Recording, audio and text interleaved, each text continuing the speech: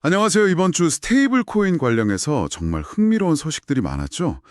여러분이 보내주신 자료들을 보니까 스테이블 코인이 진짜 조용히 미국 국채 시장의 큰 손으로 떠오르고 있더라고요. 그러면서 동시에 그 지니어스 법안 발효 이후로는 기존 은행 시스템하고 좀 긴장감 이런 것도 높아지는 것 같고요. 오늘은 바로 이 최신 동향들, 이게 우리 금융 생활에 어떤 의미가 있을지 한번 집중적으로 파헤쳐 보겠습니다. 네, 반갑습니다. 이번 주에 가장 눈에 띄는 건 역시 그 스테이블 코인 발행사들의 미국 국채 보유량인데요. 테더가 한 1270억 달러? 그 정도 어치를 보유해서 독일이나 한국보다 많다는 건 이제 놀랍지도 않은 사실이죠? 그렇죠. 이제 당연하게 들릴 정도네요. 근데 이게 단순히 그냥 숫자가 아니라는 겁니다.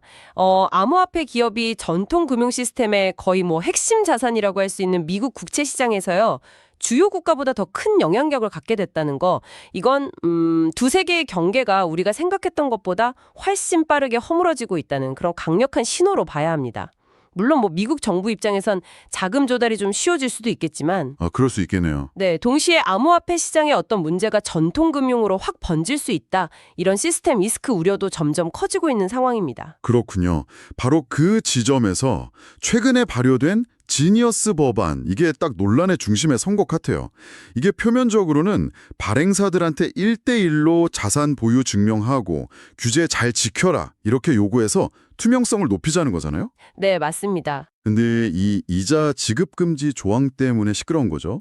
발행사가 직접 이자는 못 주게 딱 막아놨더니 코인베이스 같은 제휴거래소를 통해서는 보상 형태로 주는 건 괜찮다. 이런 해석이 나오면서 은행들이 아주 격렬하게 반발하고 있다고요. 맞습니다. 그 미국 은행협회 같은 데서는 이걸 그냥 명백하게 규제 차익 노린 꼼수다 이렇게 비판하고 있어요. 심지어 이것 때문에 최대 6조 6천억 달러, 어마어마한 규모의 은행 예금이 스테이블 코인으로 빠져나갈 수 있다 이렇게까지 주장을 하는데요. 잠깐만요. 6조 6천억 달러요? 아니 그게 진짜 현실적인 위협일까요? 아니면 은행들이 좀 너무 과장하는 걸까요? 솔직히 일반 사용자들이 예금을 그렇게 쉽게 다 빼서 스테이블 코인으로 옮긴다는 게 그렇게 간단해 보이진 않는데 말이죠. 네, 정확한 지적이십니다. 그 숫자의 현실성은 차치하더라도요. 이 논쟁 자체가 스테이블 코인이 기존 금융 시스템에 얼마나 큰 위협으로 받아들여지고 있는지를 보여주는 거죠. 그렇겠네요. 네. 그리고 이런 압박 때문인지 발행사들 사이에서도 이젠 투명성 경쟁이 아주 치열해지고 있습니다. 늘 좀 베일에 쌓여 있다는 비판을 받던 테더, USDT하고 처음부터 우리는 규제 준수한다 외치면서 월별 감사 보고서까지 꼬박꼬박 내놓는 서클, USDC 이 둘의 행보가 아주 극명하게 대비되죠. 맞아요. 서클은 정말 꾸준히 공개해왔죠. 네. 정말 만약에요. 테더 준비금에 문제가 있다는 그 의혹이 사실로 밝혀진다면 지니어스 법안을 준수하기 위해서 보유하고 있는 비트코인 같은 자산을 팔아야 할 수도 있거든요. 그럼 이건 시장 전체에 정말 큰 충격을 줄 수 있는 시나리오입니다. 테라 사태 이후로 사실 스테이블 코인 안정성에 대한 의구심이 커졌으니까 이런 규제 강화나 투명성 요구는 어찌 보면 당연한 수순 같기도 하고요. 근데 또 한편으로는 이 법안이 좀 감시 도구가 될 수 있다는 비판도 있잖아요. 프로그래밍 가능한 화폐라든지 거래 블랙리스트 기능 같은 거요. 이게 편리하긴 한데 프라이버시 침해나 통제 강화로 이어질 수 있다는 우려도 무시할 수는 없을 것 같아요. 네, 맞습니다. 그 부분도 아주 중요한 쟁점이죠. 편리함하고 통제, 이 사이에서 균형을 어떻게 잡을 거냐 하는 문제인데요. 한편 이런 규제 논의와는 또 별개로 스테이블 코인은 이미 기존 금융 인프라에 직접 도전장을 내밀고 있습니다. 특히 그 국경 간 결제 시장, 여기서 비자나 마스터카드 같은 정말 공룡 기업들을 위협하고 있다는 분석이 상당히 흥미롭습니다. 맞아요. 저도 자료 보면서 그 부분이 정말 인상 깊었어요. 국경 간 송금이 거의 즉각적으로 이루어지고 수수료도 훨씬 싸다는 거죠. 네, 그렇죠.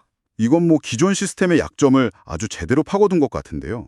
리플 같은 경우도 자체 스테이블 코인, 러스트인가요? 그걸 출시해서 아예 스위프트나 카드사 영역을 대체하려고 한다. 이런 소식도 있었고요. 그렇습니다. 단순히 경쟁자를 넘어서서 아예 그냥 새로운 금융 레일을 깔려는 그런 움직임으로 봐야죠. 서클이 스테이블 코인 전용 블록체인 아크를 발표했고 테더의 플라즈마, 또 스트라이프의 템포 같은 프로젝트도 다 비슷한 맥락입니다. 아, 진짜요? 네. 심지어 메타마스크까지 스트라이프, 블랙스톤하고 손잡고 자체 스테이블 코인, MUSD라고 하던데 이걸 내놓는다고 하니까요. 이젠 정말 스테이블 코인 중심의 새로운 금융 인프라 경쟁이 본격화됐다. 이렇게 볼 수 있습니다. 와, 정말 뭐랄까? 정신없이 돌아가네요. 속도, 수수료, 또 기업들이 원하는 거래 기밀성까지. 이 새로운 인프라들이 내세우는 장점들이 분명 매력적이긴 합니다. 근데 이렇게 다양한 스테이블 코인하고 블록체인이 막 우후죽순 생겨나면 사용자 입장에서는 오히려 더 복잡해지는 건 아닐까요? 뭘 써야 할지, 어떻게 연결되는 건지. 바로 그 지점입니다. 그래서 체인링크의 CCIP나 커브 파이낸스 같이 서로 다른 체인하고 자산을 매끄럽게 연결해주는 소위 브릿지 기술의 중요성이 더욱 커지고 있는 거죠. 결국 이 복잡성을 사용자 모르게 얼마나 잘 숨기고 편리한 경험을 제공하느냐, 그게 관건이 될 겁니다. 그러니까 스테이블 코인 생태계의 주도권을 잡기 위한 보이지 않는 기술 경쟁이 아주 치열하게 벌어지고 있는 겁니다. 오늘 이야기를 쭉 정리해보면요. 스테이블 코인은 지니어스 법안이라는 어떤 규제의 틀을 안에서 안정성을 확보하려고 애쓰는 동시에 기술 혁신을 통해서 기존 금융 시스템의 근간을 막 흔들고 있는 그런 상황이네요. 규제와 혁신, 안정과 위험, 중앙화와 탈중앙화, 이 사이에서 아주 팽팽한 줄다리기가 계속되는 형국이라고 할 수 있겠습니다. 맞습니다. 결국 스테이블 코인이 우리가 좋든 싫든 우리 금융생활의 어떤 보이지 않는 배경, 인프라가 될 가능성은 점점 커지고 있는 것 같아요. 여기서 우리가 한번 던져봐야 할 질문은 이거 같습니다. 우리는 과연 이 효율성과 편의성이라는 걸 얻는 대가로 어느 정도의 통제 가능성과 프라이버시를 내어주게 될 것인가? 아니면 이것이 더 나은 디지털 금융 시대로 나아가기 위한 피할 수 없는 그리고 긍정적인 진화의 단계일까?